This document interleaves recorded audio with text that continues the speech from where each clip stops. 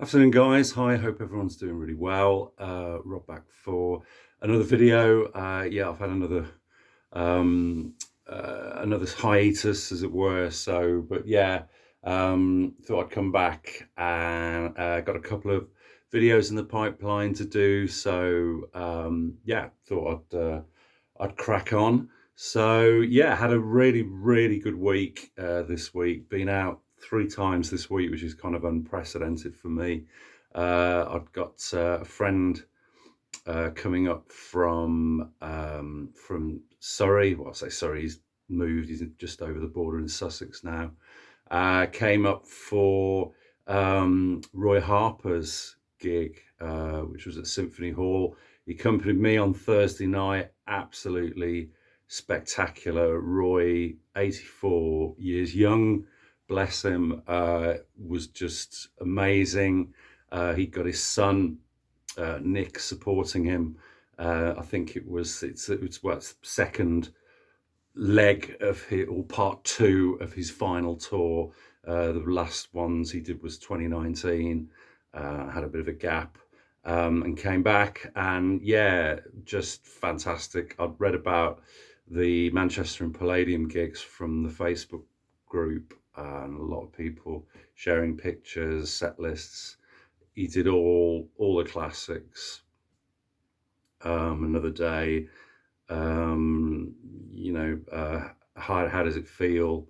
Um, and another when a old cricketer leaves the crease, and ended the night with a fantastic version of the Same Old Rock, which of course he originally recorded with Jimmy Page. Nick did an absolutely sterling job with the supporting guitar. Absolutely fantastic. Poor Roy sadly was nursing a bit of a lurgy. I don't know whether it was a bad cold, flu bug, or COVID, perhaps. I know there's a lot of COVID going around again. So he kind of didn't take his eyes off him all night. I think he was quite concerned about his dad. But yeah, no, he got through it, and managed to do an encore as well, and sort of address the audience at the end. Very emotional, because you could see he was a bit frail, but he got through it. Standing ovation, of course, and he sort of intimated that he may be back, uh, all being well, if his health holds up, for his 85th birthday. So that would be absolutely spectacular. And he has written a few new songs as well. So you never know, there might be another album in the offing. I mean, it's been 12 years since Man and Myth, so that would be spectacular. But the guy owes us absolutely nothing. He's just uh, recorded an absolutely amazing body of work, and if he decides to finally go into retirement, well, who can blame him at the end of the day? So fantastic, yeah. And yeah, went out as well the following night with another friend who lives relatively locally in Redditch. Went out for a meal and a curry, which was really nice. So just catching up, because the three of us hadn't been together since about March time. So it was just nice to have a catch up, and everything that's happened, and so forth. Life gets in the way, etc. As always. But yeah, really great times. It's what life's all about, isn't it? Having a great time, going out, socializing, seeing fantastic, artists perform live. This is what it's all about, isn't it? So anyway, I digress, and let's get to the theme of the video. So yeah, as you can probably tell from the title, this is a response to a thread that Martin, the Vinyl Scavenger, has just put together to try and boost his subscriber tally to at least 500, and to hopefully surpass it. So yeah, Martin, I'm sure a lot of you know, who watch my videos, will probably be subscribed to Martin as well, albeit that he's been doing it a lot longer than I have.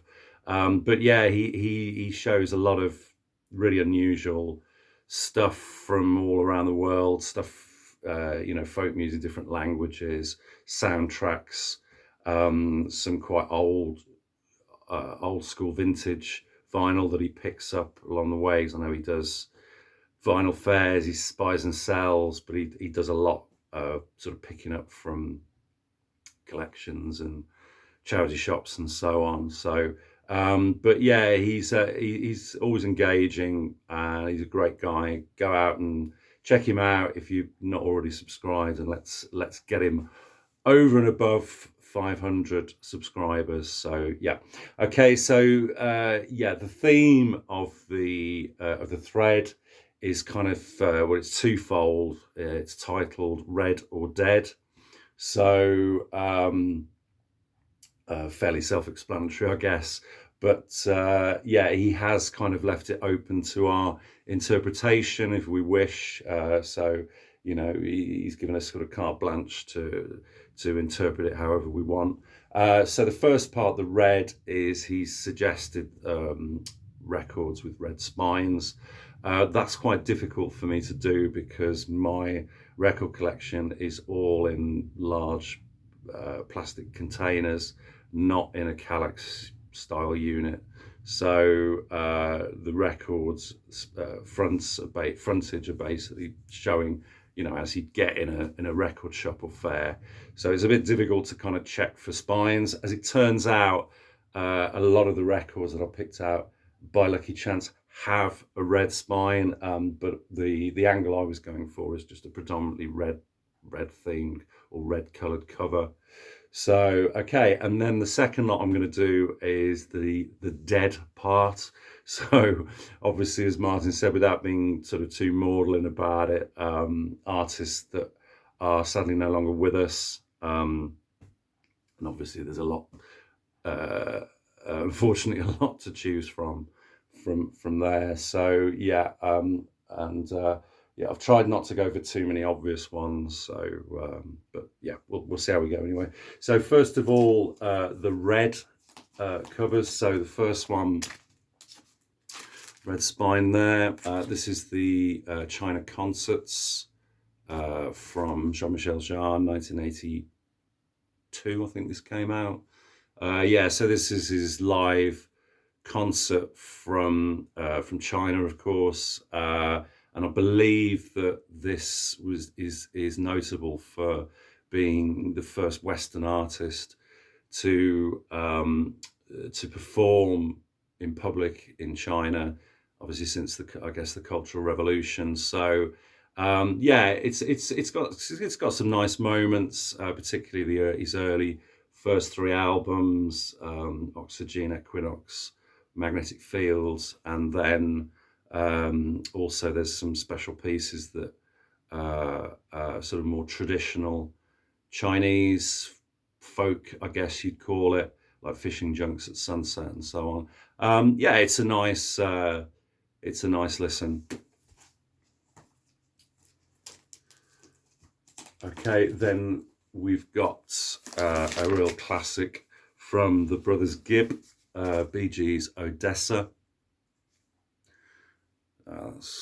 That's coming out more orange on the screen. I don't know what's going on with the colour balance there, but it is red. It's like a red flock sleeve. So yeah, this 1969 album. I think this is the one that famously Robin fell out with Barry Gibb and left. I think soon after the recording of this. So and I think there was other issues as well in the recording process of this. Quite a sprawling double album affair. I really like it. I think it's some of their, as well along with the debut. I think this is some of their best writing from their early period. So that's the Bee Gees and Odessa. Okay. And then we've got quite a dark album from the man Elvis Costello and the Attractions. This is Blood and Chocolate. Yeah, it's quite dark themes on this one. I'm not sure whether this was from a split up breakup with his wife, I think, or his long term partner. But it is quite dark in tone. There's some great songs on here though. I think my favourite's probably Tokyo Storm Warning, third track on side one. That's a terrific song, really good. Yeah, don't play it too often, but it gets an airing every now and again. Okay, classic sort of jazz fusion record here, from Alice Coltrane. That's one I picked up a couple of years ago, featuring the great Pharoah Sanders. This is Journey in Satchidananda. So yeah, Alice Coltrane, sort of transcendent feel with sort of harp and piano, and obviously Pharoah Sanders on the saxophone. Just creates a quite a unique and sort of transportive kind of atmosphere. I love putting this on quite late at night, and you can just kind of completely just drift off with it. It's a really, really nice record. So yeah, Alice Coltrane and Journey in Satchidananda. Okay, and then to finish the first part of the red section of this, we've got Bebop Deluxe's, I think this is their third album, is it? I think. This is Sunburst Finish, probably the most well-known record, probably because it's also got, I think, the biggest hit they have, which is Ships in the Night, on it. So yeah, obviously the great Bill Nelson, fabulous guitar player.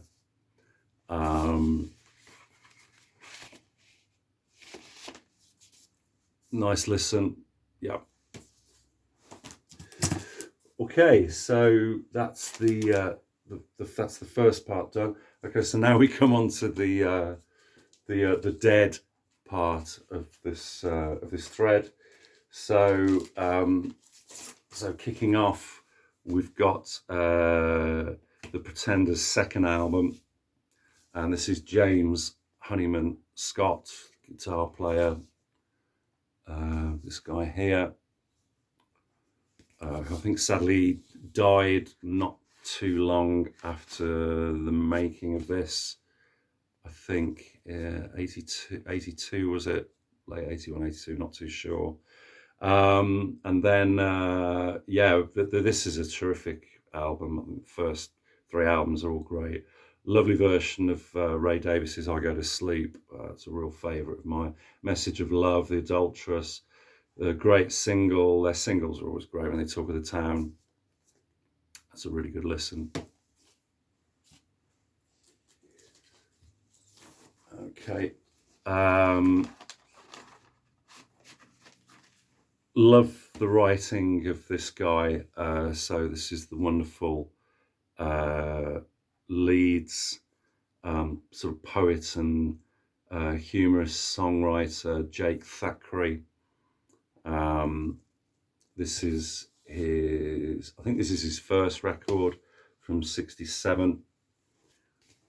Picked up a while back. Yeah, he's just terrific. If you've never heard Jake Thackeray, he's very influenced by kind of European folk, particularly sort of artists like Jacques Brel, who I think he just adored that style of writing. Very accomplished musician, could easily have become and should have been considered a serious musician in his own right, but obviously because of his own idiosyncrasies and his the humour and with his songs, I guess he kind of got labelled as a bit of a novelty artist. But as far as I'm concerned, he was far from that. Far too talented to be considered in that regard. I think he was a school teacher as well for a while, taught English, and tried his hands at all sorts. I think it was a documentary series. He was going around kind of interviewing people. I don't know whether that was particularly successful. I think that was in the late 60s, early 70s. He often appeared on TV. I think he had his own show for a while. He certainly used to guest quite a lot on um, sort of BBC shows and so on in the early 70s. He'd often appear and do a couple of numbers. Just wonderfully witty, very eloquent, wordsmith, fantastic sense of rhythm and rhyme with his delivery.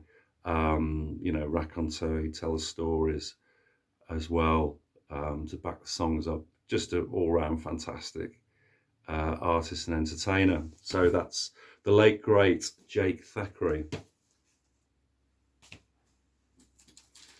Okay, somebody who sadly passed a bit more recently. I think 3 years ago now. The wonderful Coventry artist Terry Hall from the Specials, of course. This is their second and best album, More Specials, from 1980. International Jet Set, fantastic. Man at CNA, Pearl's Cafe, Stereotypes. Just the wonderful writing of Terry Dammers, getting into sort of lounge sounds and exotica, as well as the kind of sort of ska feel. Wonderful songs, fantastic album. And yeah, Terry Hall, greatly missed artist. Okay, then the next one we have is Jet Black, the drummer. I think he died fairly recently, last year, I believe. Although I think he was by far the oldest member of the group. I'm not sure how old he was, but I think he was, even here, I think he was well into his late 30s, approaching maybe even 40. I'm not sure. We also lost the keyboard player, whose name escapes me at the moment. I think he died about 5 or 6 years ago. So this is Black and White from 1978. Definitely one of the better Stranglers albums for me. And then finally, I think just one of the greatest rock guitarists, certainly from sort of the glam early 70s era. We've got the wonderful Mick Ronson, of course, who famously accompanied Bowie in the Spiders from Mars, was also a fantastic arranger as well, just sort of classically train-minded, absolutely just a superb musician and arranger. This is his debut from 1974.